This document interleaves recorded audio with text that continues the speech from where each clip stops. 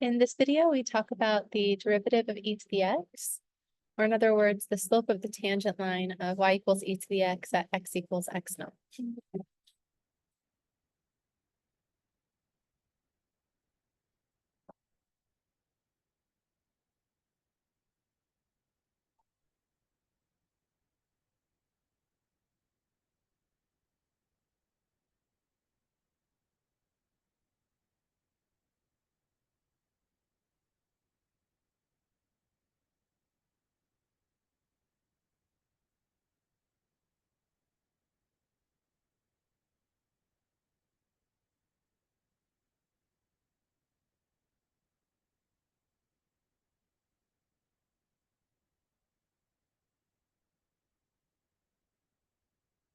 So here's the graph of y equals e to the x.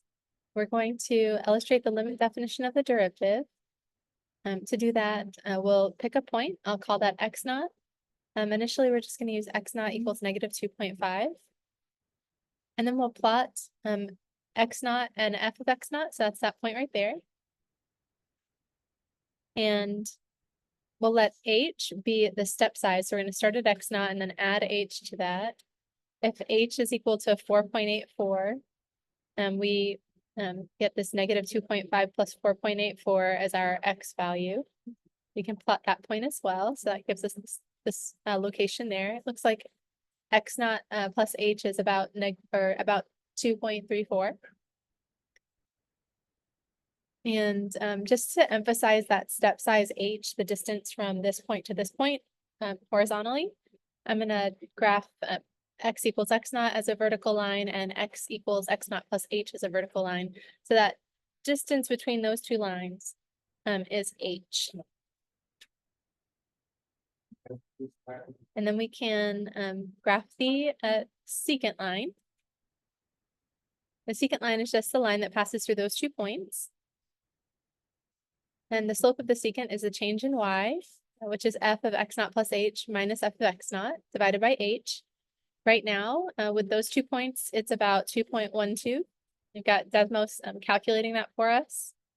And the secant line is just y equals the original y value. So that's the y value at negative 2.5, or f of x naught, plus the slope of the secant, which we've calculated using this formula, times the change in x, which is just x minus x naught. Or if you wanted, you could just call that h.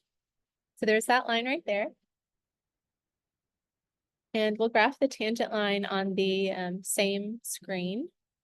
The slope of the tangent turns out to be e to the x naught, but we'll see how that comes about in a bit. I'm going to use that formula. The slope of the tangent line at this location is about 0.8. So we've got that green line right there. And the limit definition of the derivative just says that as h approaches 0,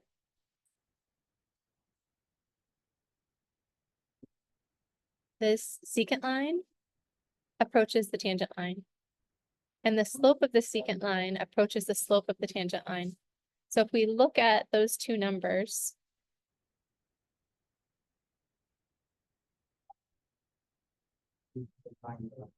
oops, it's a little bit hard to see. I think I'll just drag this for h down a little bit so I can see everything on the same screen. So we started out with a sort of large h, and then we see that the secant line is approaching the tangent line, and we can see h shrinking as that distance between the two vertical lines shrinks. Now, the slope of the secant right now is about 0.3055, but as h gets smaller and smaller, the slope of the secant approaches the slope of that green line.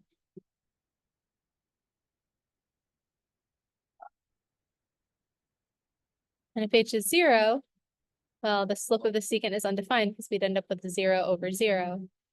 But we're not actually interested in h being 0. We want to take the limit as h approaches 0 and see that the slope of the tangent line, which is approximately 0.082, is very similar to the slope of the secant, which when h is equal to 0.06 is equal to 0.08459. So it's only off by 2 thousandths, which is very, very small when h is 6/100ths.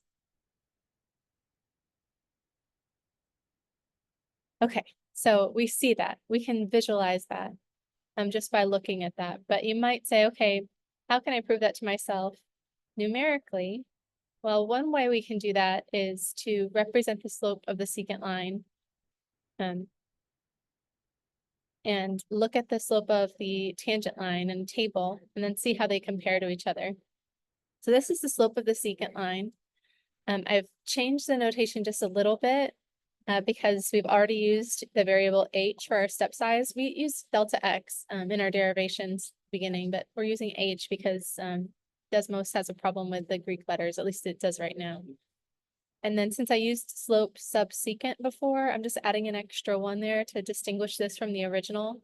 So the slope of the secant as a function of that step size, which we're going to call h1, is equal to this. This is the function value at a particular x value plus our step size minus the function at a particular x value.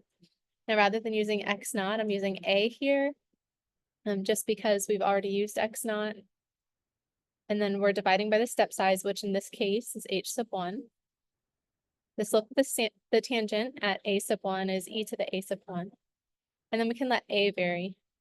So a is just that base point that we're interested in. Oops. If a is negative 2.5, we get this tangent line right here. But we can change a. We can move a, and then the corresponding tangent line changes, and the corresponding secant line changes. So if a equals negative 1.5, we get a different value. But at negative 2.5, we're right here.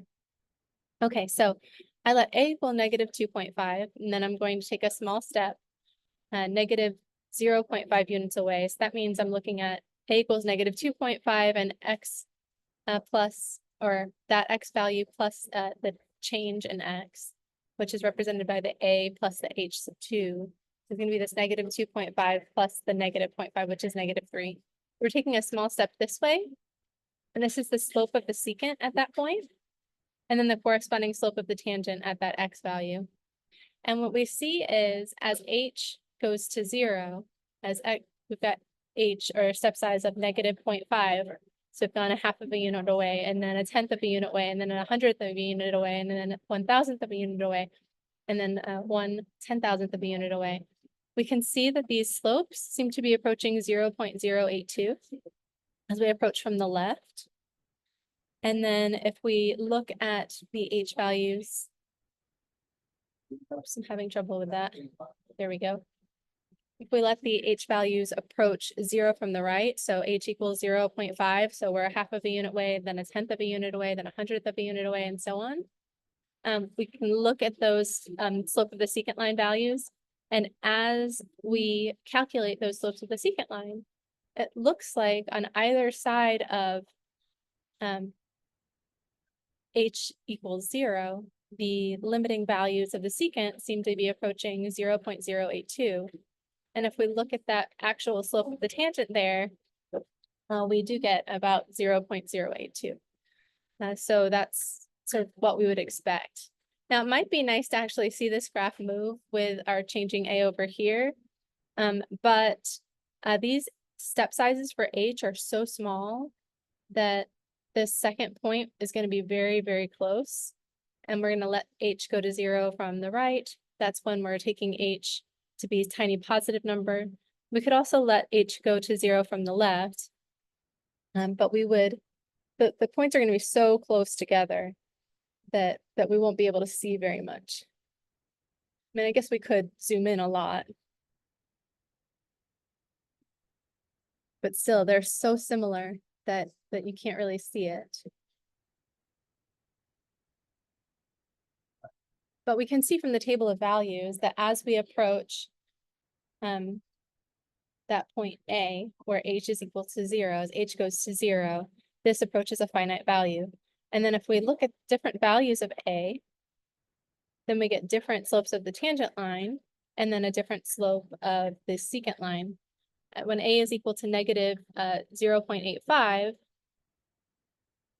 which is, oops, that's the second point. I want this point to be at negative 0.85. It's taking step sizes of negative 1/2. Or 1/2, excuse me. At a equals negative 0.1 or negative 1. We look at the slope of the secant as h approaches 0. It's approaching 0.368 approximately. And the tangent slope is already 0.368. So as we get closer and closer to h equals 0 from the left, those values approach that number. And from the right, those values approach that number. If you wanted to see that on the graph,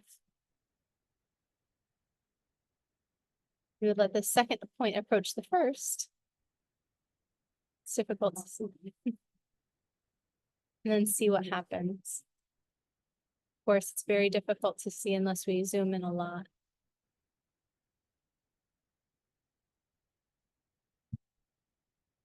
So as that point approaches the first, this slope of the secant line approaches the slope of the tangent, or the slope of the white line approaches the slope of the green line.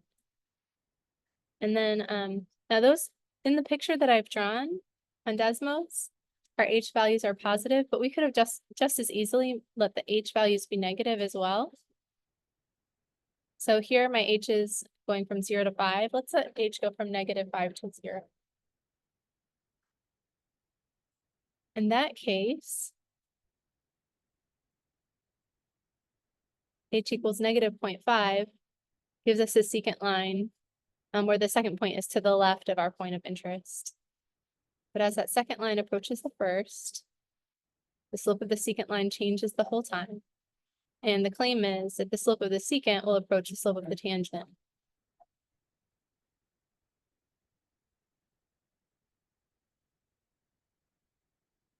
And it looks like that's what's happening there. But we can see that a little bit more easily on our table of values. You can see it numerically. And then we can do this for different values of a. So maybe we're interested in a equals negative 3. So we can go to a equals negative 3. And then we can let the second point approach the first.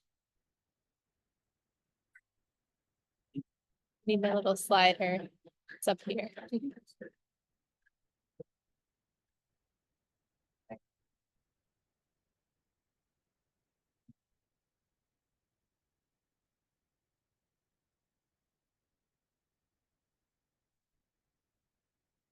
Now this age actually goes with our picture, and the age in our table is not shown in the picture, but we can see the trends in the table. And then we can use the graph, manipulate the graph to see how the graph actually changes as h approaches 0. As h approaches 0 from the left, it looks like in this case, the slope of the secant is approaching 0.498 approximately. And that's what we get as we approach from the left and the right.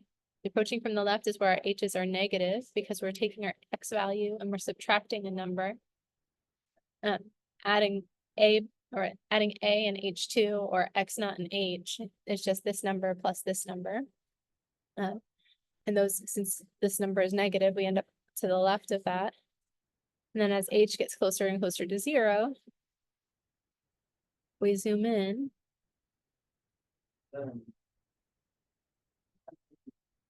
That tangent line gets closer, or that secant line, which is the white line, gets closer to the tangent line. And the corresponding slopes, if we want to look at them,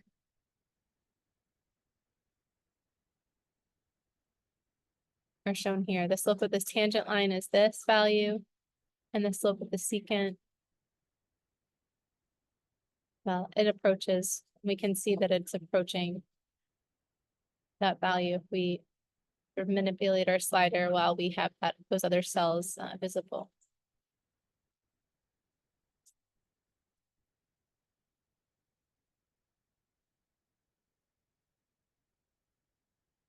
And of course, it's undefined when h is 0 because you've got a 0 over 0 indeterminate form.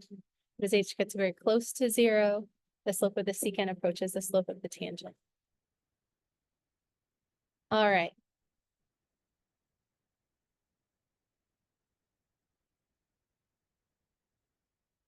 Now it's a little bit difficult to see, but if we plot the slope of the secant line and the slope, or if we plot the slope of the tangent line and the slope of and the function value, it turns out that the function value at that particular value of a and the slope of the tangent line at that particular value of a are the same. The derivative of e to the x is e to the x. It's a lot easier to see if you're graphing it yourself. We can look at a table of values and see that they're the same. Like if I added a column here,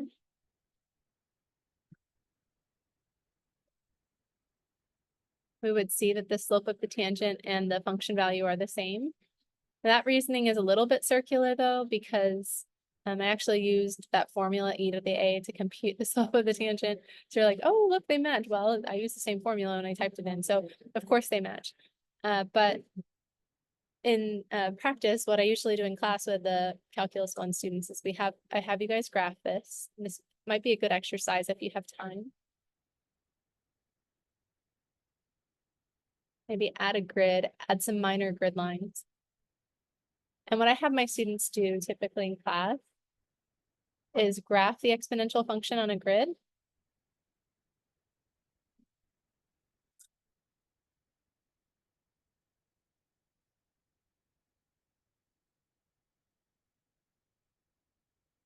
Trying to get rid of that point. Still labeling them. There we go. So we know that the graph looks like this. And then what I have my students do is just graph those tangent lines at a number of points, like maybe at -2 and -1 and 1 and then 5, and you just sort of oops. Actually, I think I do want to be able to change that point x naught, f of x naught. You let this point vary.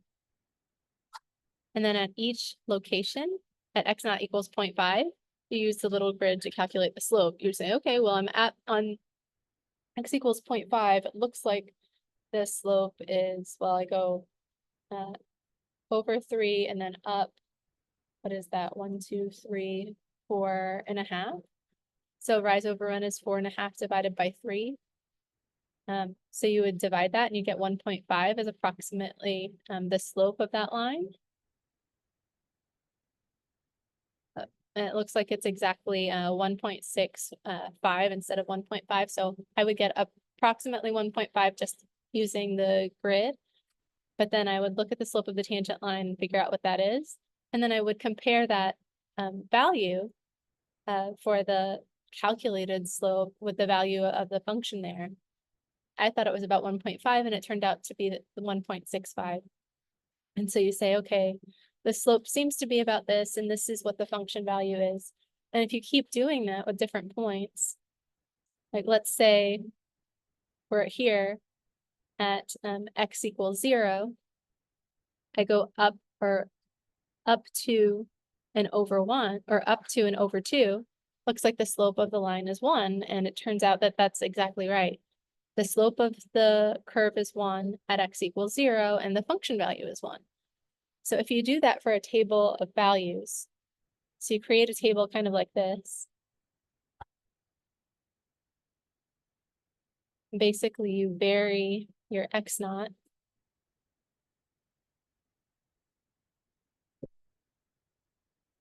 But add a table.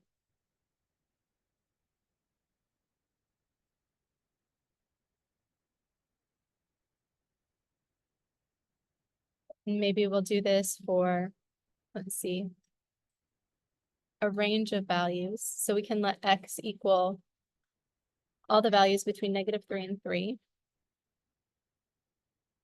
Oops.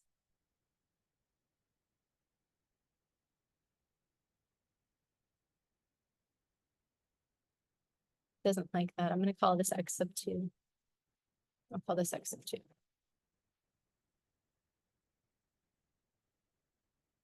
if you calculate the function values there,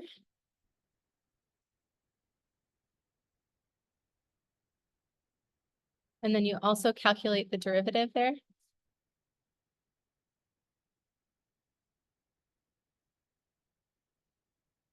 you'll find out that they're exactly the same. Now, when we do this in class, we estimate the derivatives by looking at the graph, just graphing that tangent line and then using the grid to infer the slope. And so that we compare the values of the derivative, which are those slopes, to the function values at those particular x values, and we see that they're very similar.